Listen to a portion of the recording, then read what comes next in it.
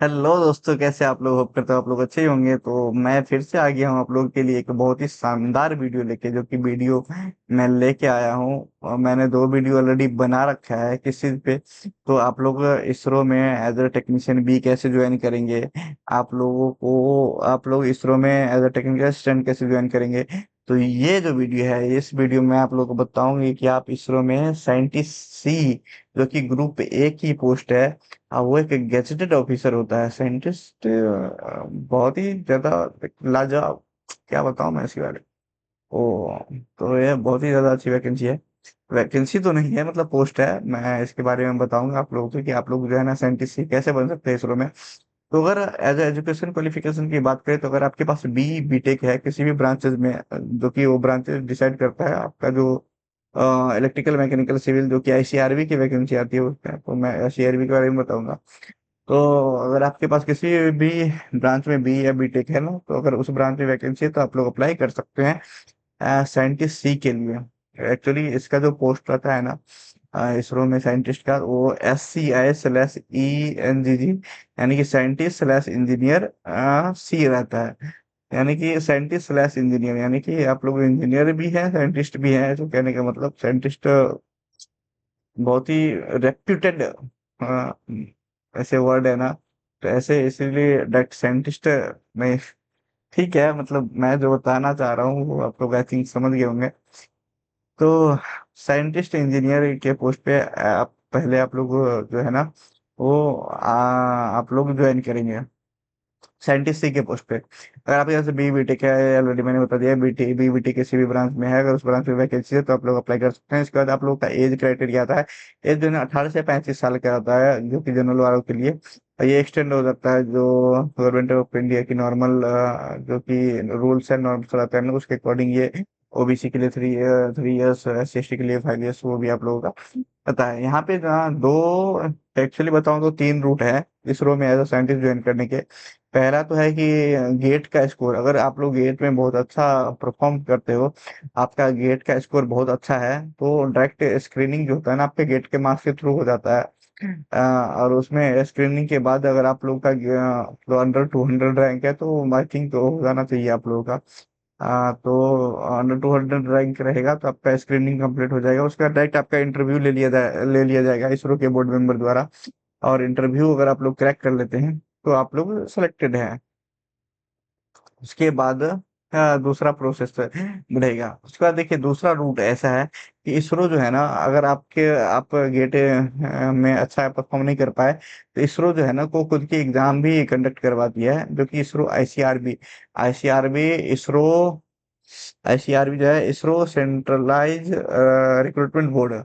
ISRO centralise recruitment board है, जो कि जितने भी यूनिट्स है ना ऑल ओवर द इंडिया, जितने भी इसरो के यूनिट्स है, तो वो सभी यूनिट्स के वैकेंसी को कंबाइन करके उसको एक सेंट्रलाइज वैकेंसी वो बनाते हैं, तो उसी को बोलते हैं आईसीआरबी। वहां पे अगर आप लोग आईसीआरबी का एग्जाम आप लोगों का आता है हर साल लगभग, तो हर साल आप लोगों को जो है ना वो अप्लाई करना है आईसीआरबी। और आईसीआरबी का रिटन एग्जाम जो है ना वो क्वालिफाई करना है। अगर रिटन एग्जाम क्वालिफाई कर जाते हैं तो आप लोगों का एक इंटरव्यू होता है।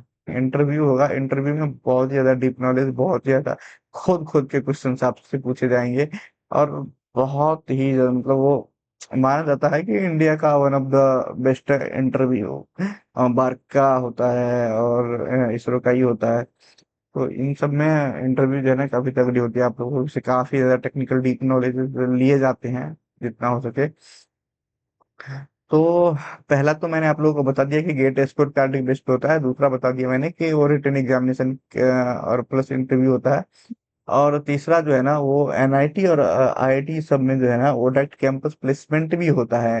वो बहुत ही कम कैंपस प्लेसमेंट होता है। आईआईटी एनआईटी वाले जो है ना, एनआईटी वाले को तो छोड़ो, आईआईटी वाले है ना वो लोग इसरो में ऐसे जॉब करना नहीं चाहते, क्योंकि आईआईटी वालों को ना वो करोड़ों का सपना रहता है, जो कि इसरो में तो पूरी नहीं हो सकती।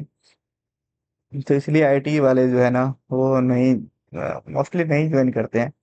लेकिन अब सभी आईआईटी तो आईआईटी नहीं है ना, सभी आईआईटी तो आईआईटी नहीं है ना। तो जो भी उसमें रहते हैं वो लोग करते हैं ज्वाइन, ठीक है।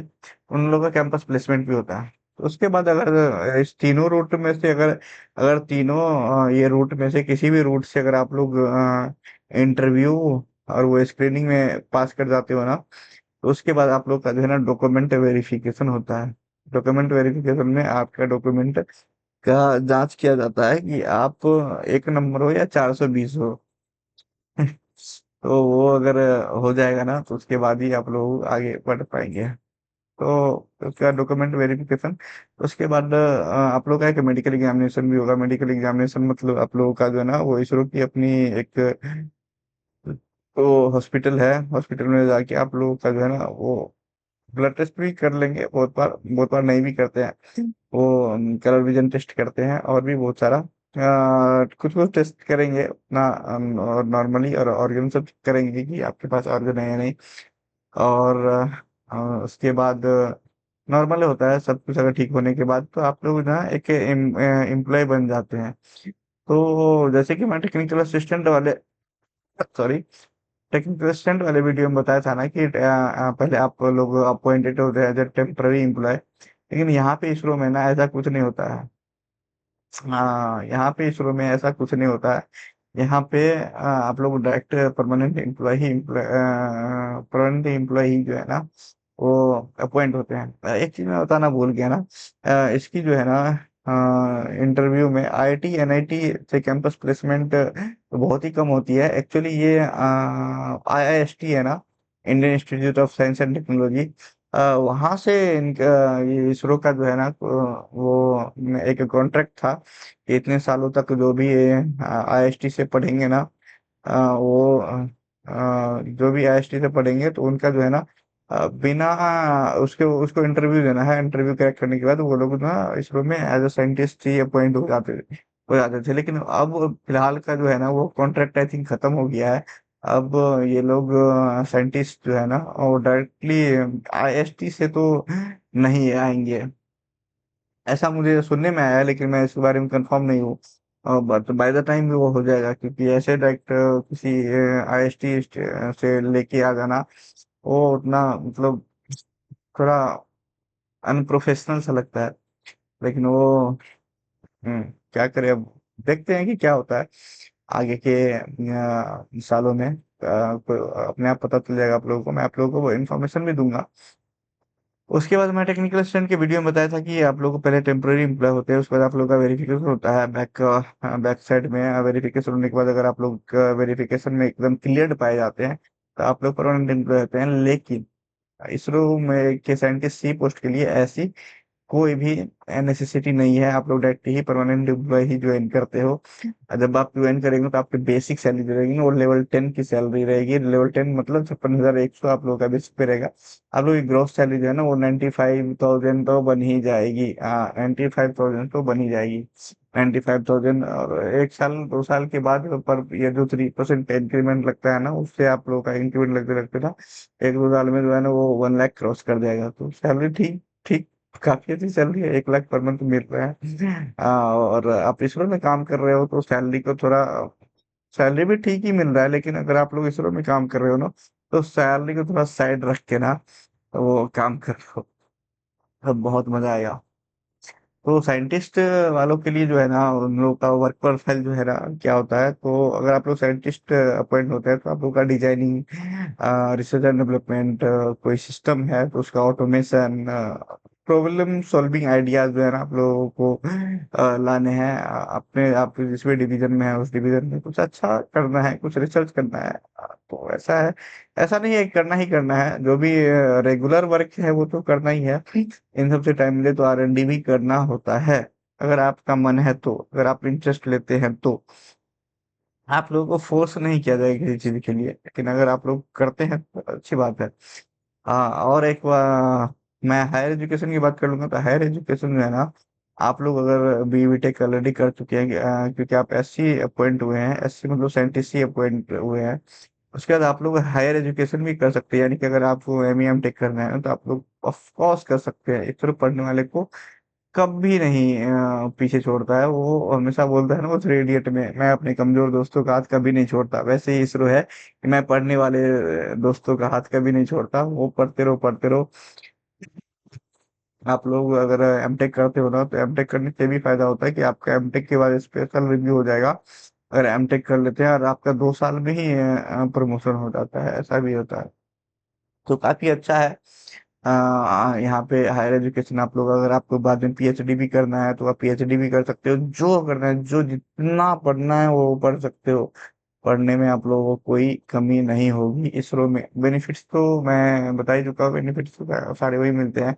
आप लोगों का मेडिकल जो है ना, सीएचएस मिलेगा। उसके बाद आप लोग को LTT leave leave travel concession मिलेगा, यानी कि आपको घर जाने के लिए पैसा, और 2 या 3 सालों में ऐसे फॉरेन ट्रिप का भी पैसा मिलता है।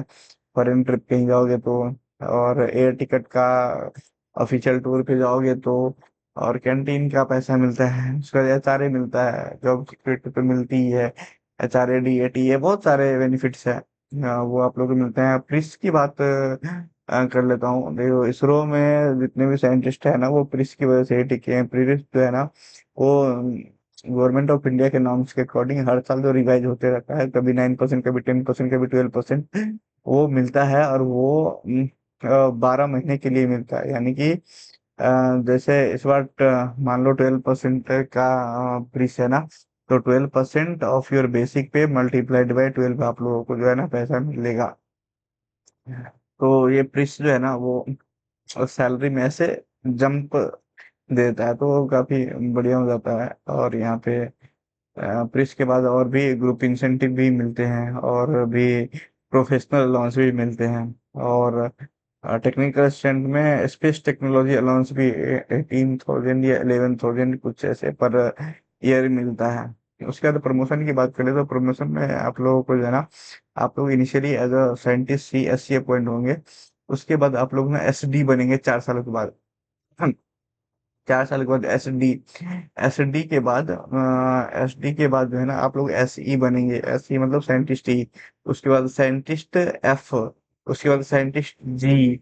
साइंटिस्ट जी के बनने के बाद आप एस जी बनेंगे। उसके बाद साइंटिस्ट जी के बाद, एक्चुअली ऐसा नहीं होता है, साइंटिस्ट ई, साइंटिस्ट एफ, तब उसके बाद साइंटिस्ट जी, जिसको एस जी बोलते हैं। इसके बाद जी, ओनली जी, वो भी साइंटिस्ट ही होता है, ओनली जी बनते हैं। उसके बाद और भी आउटस्टैंडिंग साइंटिस्ट होता है, और डिस्टिंग्विश साइंटिस्ट होता है। उसके बाद बहुत ही ज्यादा ऊपर तक आप अगर एज अ साइंटिस्ट ज्वाइन करते हैं ना, आपके पास जो है ना, वो ग्रोथ के चांसेस बहुत ही ज्यादा हो जाते हैं। मतलब अगर आप कम एज में ज्वाइन करते हो ना, आप अगर रिटायर करोगे तो आप ग्रुप डायरेक्टर सब बन के ही रिटायर करोगे। ग्रुप डायरेक्टर या डिप्यूटी डायरेक्टर बन के रिटायर करोगे, आप अगर आप लोग बहुत अच्छा परफॉर्म कर रहे हो तो यहाँ पे जो है ना, इसरो में ऐसा है कि अगर आप लोग बहुत अच्छा परफॉर्म कर रहे हो, आप लोग को अगर वाइड नॉलेज है लॉन्च व्हीकल्स सब के बारे में, तो आप लोग बहुत आगे जा सकते हो। हमारे जो अभी करंट चेयरमैन है ना, वो वी नारायणन सर। तो वो जो है ना, as a technical assistant join किया था उन्होंने इसमें इसरो में। लेकिन उनके पास उनका वो जो है ना, वो भूख जो होती है ना, वो भूख नॉलेज की इतनी थी, उन्होंने इतना नॉलेज गैदर किया, गैदर करते गए, वो इतना नॉलेज एक्वायर किया उन्होंने। उनके पास मतलब मैं क्या ही बताऊं। वो अभी फिलहाल में चेयरमैन है, तो आप लोग समझ सकते हैं चेयरमैन वैसे ही नहीं होना। तो वो अब चेयरमैन नॉर्मल पर्सन नहीं है, वो एक पॉलिटिकल फिगर हो जाता है। तो वो बहुत ही बड़ा पोस्ट है। अगर आप लोग बहुत ही अच्छा परफॉर्म कर सकते हो, तो हो सकता है कि अगर आप लोग साइंटिस्ट ही ज्वाइन करते हो, तो आप भी चेयरमैन बन सकते हो। ये पॉसिबल है, अगर आप लोग अच्छे से काम करो, अच्छा परफॉर्म करो, और अगर आप लोग अपना 100% इसरो के लिए अपना जीवन समर्पित करो, तो आप लोग जो है चेयरमैन भी बन सकते हो। तो यही थी इसरो में साइंटिस्ट कैसे बनना है आप लोग को, उस बात की जानकारी, उसका रोड मैप, और उसके बनने के बाद क्या होगा। तो अगर साइंटिस्ट क्या सी ज्वाइन करते हो और रिटायरमेंट आप लोग करते हो ना, और रिटायरमेंट के बाद आप लोगों के पास ना ऐसे बैंक अकाउंट में 10-12 करोड़ पड़े होंगे, जिसको पूछने वाला कोई नहीं रहेगा, क्योंकि इतने सारे रुपए का करोगे क्या। तो चलिए दोस्तों, मिलते हैं किसी और वीडियो में। मैंने हर एक चीज जो है साइंटिस्ट के रिलेटेड बता दिया आप लोगों को। अगर और भी कोई नई इन्फॉर्मेशन आती है तो उसके लिए मैं वीडियो बनाते रहूंगा, आप लोग अपडेट करता रहूंगा। चलिए मिलते हैं ऐसे ही किसी खूबसूरत से नए वीडियो में, तब तक के लिए बाय बाय।